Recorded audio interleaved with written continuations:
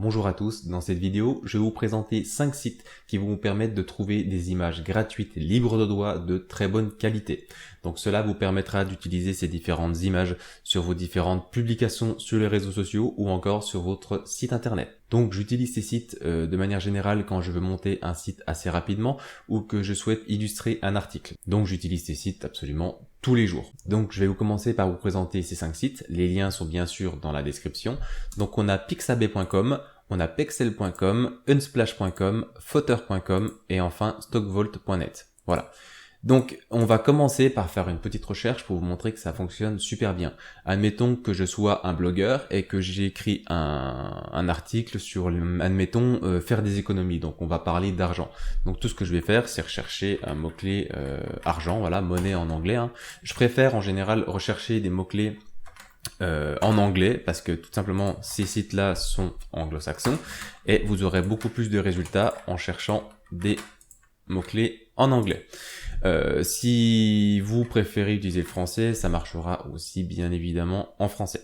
Donc voilà, là on a une première page de résultats sur Pixabay et vous pouvez voir que là on a absolument tout ce qu'on veut au niveau de l'argent. Donc le plus intéressant très souvent c'est les premiers. Donc là par exemple si je veux parler de faire des économies, et ben tout simplement cette image est juste parfaite. Ici qu'est-ce qu'on a? Ben voilà les petites économies, admettons, on a plein de résultats. Ici c'est pareil, des résultats de qualité. Là sur Footer ça dépend vraiment. En général je trouve vraiment des images de qualité qui sont assez spécifiques. Pour pas vous mentir, j'utilise à 95% du temps Pixabay et unsplash.com. C'est vraiment les deux que je préfère.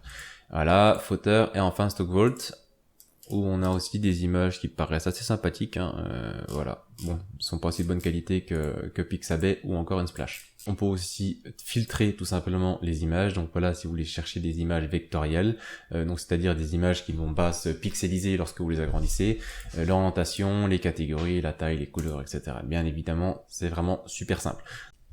Donc voilà, on va rechercher un autre article. Admettons que je sois un petit peu féministe façon de parler et que je souhaite illustrer un article parlant des hommes qui font le ménage actuellement. Voilà, je vais chercher tout simplement man cleaning. Tac, on recherche ça ici. Donc j'ai oublié de vous dire, tout ça c'est du high stock, donc c'est-à-dire que c'est sponsorisé. Il va falloir payer pour utiliser ces premières images là. C'est pour ça que je n'en parle jamais.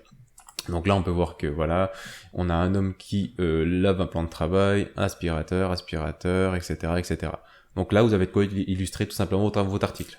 Hop, là, on va chercher ce mot-clé sur d'autres sites, donc sur Unsplash, sur Pexel, sur Footer et enfin sur Stockvault. Donc qu'est-ce qu'on a ici? Eh ben sur Unsplash, on n'a pas grand-chose. Voilà. Donc Unsplash, ça nous intéresse pas vraiment.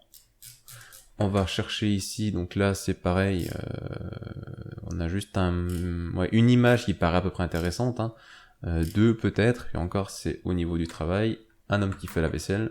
Ici on a absolument rien, ici on a absolument rien aussi, et là on a les mêmes images parce que on est retourné sur Pixabay, tout simplement, voilà. Donc j'espère que cette vidéo vous aura plu.